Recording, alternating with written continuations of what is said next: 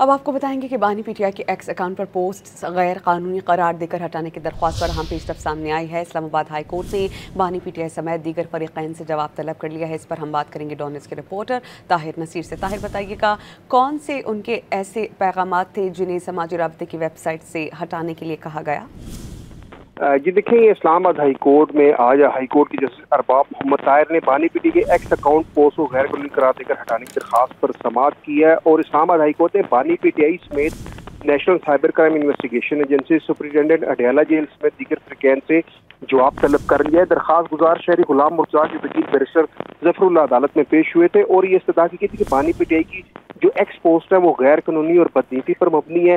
दौरान कैद x account से मुबैना इंतशारी पोस्ट हटाने और इनको फैलाने से रोकने की इस्तदा की गई थी। और ये पोस्ट जो एक्स पर की जा रही थी, ये जो है वो पाकिस्तान में बदअमनी फैलाने के लिए करवाई जा रही थी। और इस हवाले से आज इस्लामाबाद हाई कोर्ट में दरखास्त के ऊपर समाअत हुई है। इस्लामाबाद हाई कोर्ट के जस्टिस अरबाब मोहम्मद ताहिर ने बानी पीटीआई में जो फरीकैन थे उनसे 2 हफ्तों में जवाब तलब कर लिया है। जी बहुत शुक्रिया, आप हमें अपडेट कर रहे थे।